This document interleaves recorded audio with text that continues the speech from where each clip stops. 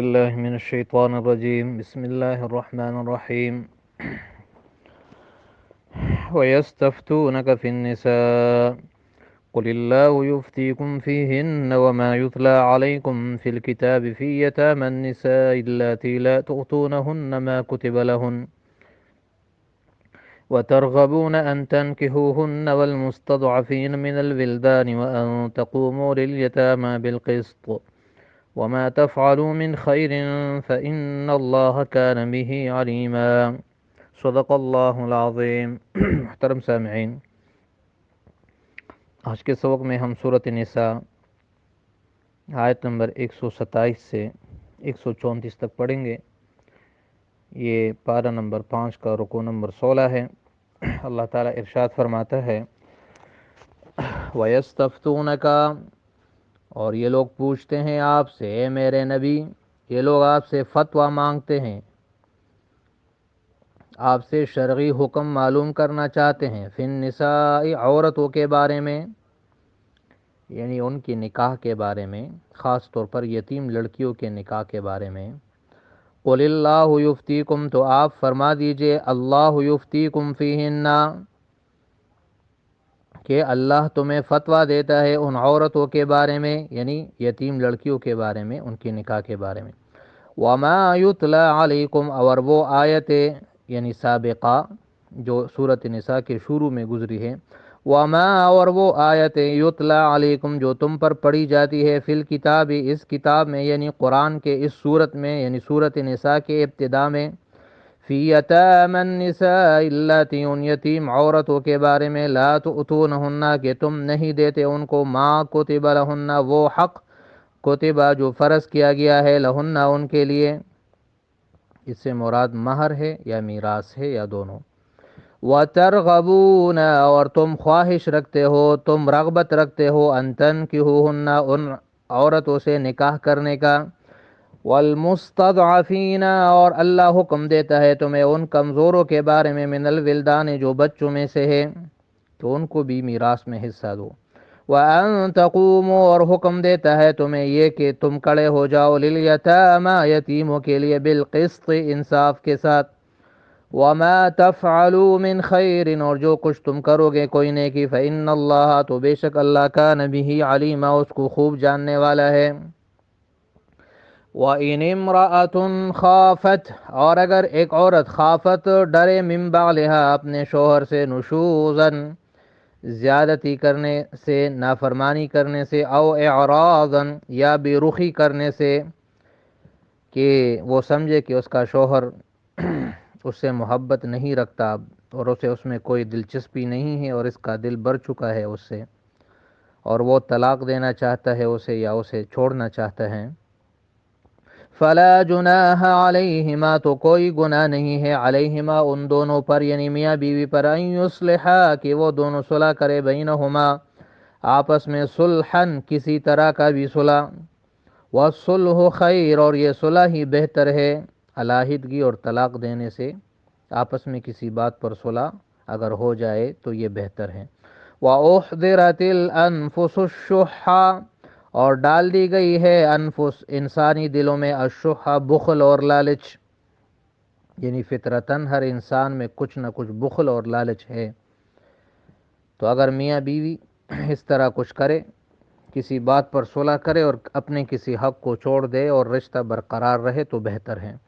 وَإِن تُحْسِنُوا، اور اگر تم احسان کرو گے اے شوہرو، وَتَتَّقُوا، اور پرہیزگاری کرو گے، فَإِنَّ اللَّهَ، تو بے شک اللہ كَانَ بِمَا تَعْمَلُونَ خَبِيرًا، تمہارے اعمال سے بڑا خبردار ہے۔ وَلَن تَسْتَطِيعُوا، اور تم ہرگز طاقت نہیں رکھتے اے شوہرو، ان تعدلوا، کہ انصاف کرو، بین النساء، عورتوں کے درمیان، یعنی اگر ایک سے زیادہ ہو، وَلَوْ حَرَصْتُمْ، اگرچہ تمہاری بہت ہی حرص ہو اور بہت ہی خواہش ہو، اس سے مراد وہ امور ہے جو غیر اختیاری ہے، یعنی فطری اور قلبی محبت میں تم انصاف نہیں کر سکتے، ظاہری امور میں اگر کوئی چاہے تو کر سکتا ہے۔ فَلَا تَمِيلُوا، پس تم نہ مائل ہو جانا کسی ایک کی طرف، کل المیل، پوری طرح مائل ہونے کے ساتھ، فَتَذَرُوهَا، کہ ایک اور کو چھوڑ دو، کالمعلقہ، لٹکی ہوئی کی طرح، کہ ایک بیوی کو بہت وقت دو، ان کے کھانے پینے علاج کا خیال رکھو، اور دوسری کو بالکل چھوڑ دو، اس کا نان نفقہ علاج اور اس کے پاس آنا جانا چھوڑ دو، اور نہ ہی ان کو طلاق دو کہ وہ کسی اور کے پاس چلے جائیں، یعنی اس کو لٹکی ہوئی کی طرح چھوڑنا یہ گناہ ہے۔ وَإِن تُصْلِحُوا، اور اگر تم اصلاح کرو، وَتَتَّقُوا، اور پرہیزگاری کرو، فَإِنَّ اللَّهَ كَانَ غَفُورًا رَحِيمًا، تو بے شک اللہ ہے بڑا بخشنے والا، بڑا مہربان۔ وَإِن يَتَفَرَّقَا، اور اگر وہ دونوں جدا ہو جائے، یعنی میاں بیوی اگر کسی طرح نباہ نہ ہو سکے اور طلاق ہو جائے، تو یغنی اللہ، اللہ غنی کر دے گا، اللہ بے نیاز کرے گا، کلن، ہر ایک کو ان دونوں میں سے، من سعتہ، اپنی وسعت سے، یعنی مرد کو کوئی دوسری اچھی بیوی مل جائے گی اور عورت کو کوئی دوسرا اچھا شوہر مل جائے گا۔ وَكَانَ اللَّهُ وَاسِعًا حَكِيمًا، اور ہے اللہ بڑا فراخی دینے والا، حکیماً بڑا حکمت کرنے والا۔ وَلِلَّهِ، اور اللہ ہی کے لیے ہے، ما فی السماوات، جو کچھ آسمانوں میں ہے، وما فی الارض، جو کچھ زمین میں ہے۔ وَلَقَدْ وَصَّيْنَا الَّذِينَ، اور یقیناً ہم نے وصیت کی تھی، وصیت بمعنی تاکیدی حکم دیا تھا، الذین اوتوا الکتاب، ان کو جن کو کتاب دی گئی تھی، من قبلکم، تم سے پہلے، وایاکم، اور تمہیں بھی وصیت کرتے ہیں، ان اتقوا اللہ، کہ اللہ سے ڈرتے رہو، وَإِن تَكْفُرُوا، اور اگر تم کفر کرو گے، ناشکری کرو گے، فَإِنَّ لِلَّهِ، تو جان لو کہ اللہ ہی کے لیے ہے، ما فی السماوات وما فی الارض، جو کچھ آسمانوں میں اور جو کچھ زمین میں ہے، وَكَانَ اللَّهُ غَنِيًّا، اور ہے اللہ غنیًّا بڑا بے نیاز، حمیدًا لائق تعریف، حمیدًا بڑی صفات والا، وَلِلَّهِ، اور اللہ ہی کے لیے ہے، ما فی السماوات وما فی الارض، جو کچھ آسمانوں میں ہے اور جو کچھ زمین میں ہے، یعنی پوری کائنات کا مالک اللہ ہے۔ وَكَفَى بِاللَّهِ وَكِيلًا، اور کافی ہے اللہ وکیلاً کارساز، بگڑے کام سنوارنے والا۔ إِن يَشَاء، اگر وہ اللہ چاہے، یذہبکم، تو تم سب کو لے جائے، یعنی تم سب کو فنا کر دے، ایھا الناس، اے لوگو، یعنی موجودہ، وَيَأْتِ بِآخَرِينَ، اور لے آئے دوسرے لوگوں کو تمہارے علاوہ، وَكَانَ اللَّهُ، اور ہے اللہ، عَلَى ذَلِكَ قَدِيرًا، اس بات پر بڑا قدرت رکھنے والا۔ من كان يريد ثواب الدنیا، جو کوئی چاہتا ہے دنیا میں بدلہ، فعند اللہ، تو اللہ ہی کے پاس ہے، ثواب الدنیا والآخرہ، دنیا اور آخرت دونوں کا ثواب تو اللہ ہی سے مانگنا چاہیے۔ وَكَانَ اللَّهُ سَمِيعًا بَصِيرًا، اور ہے اللہ بڑا سننے والا، بصیراً خوب دیکھنے والا۔ محترم سامعین، آیت نمبر 127 جو پہلی آیت ہے، وہ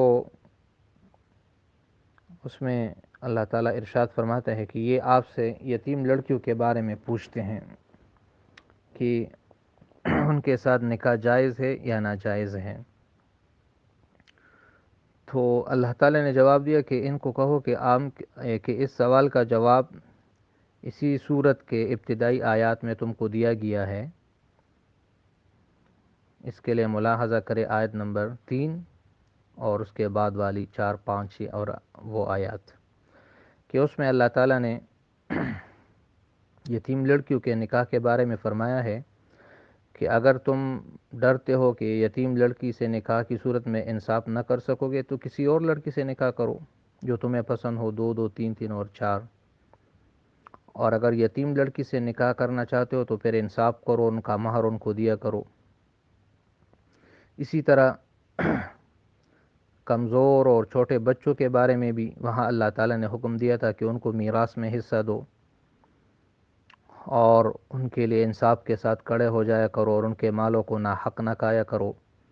اور ان کا مال جلدی جلدی اس ڈر سے نہ کھایا کرو کہ یہ بڑے ہو جائیں گے اور پھر اپنا مال مانگیں گے، ان کا تقاضا کریں گے۔ تو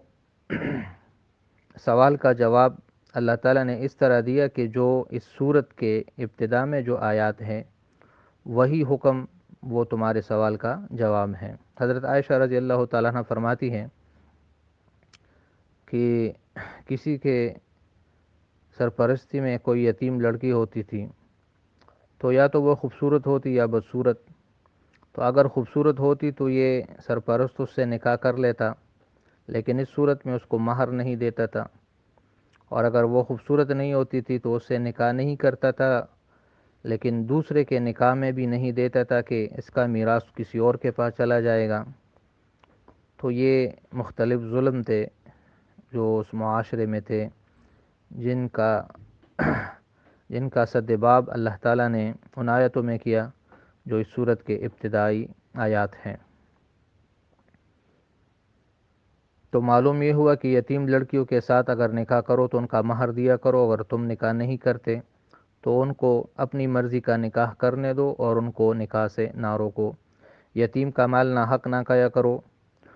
اور ان کے مالوں کو اپنے مالوں کے ساتھ نہ ملاؤ، اور اگر ملاؤ تو پھر اس میں انصاف کرو، بلا وجہ ان کو فضول خرچ نہ کرو، اور ان کو میراث میں بھی حصہ دو۔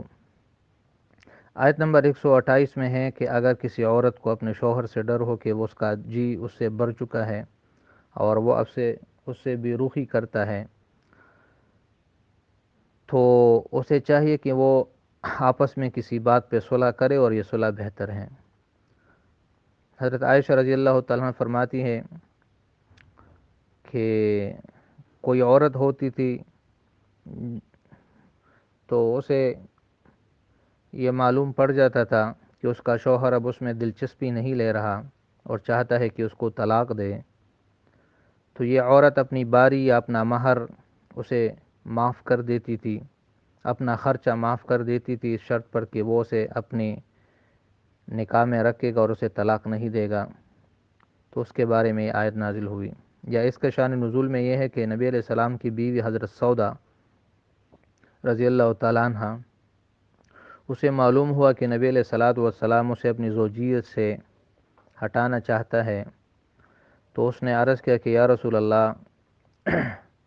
میں چاہتی ہوں کہ آپ کی زوجیت قائم رہے میرے ساتھ، اور اس کے لیے میں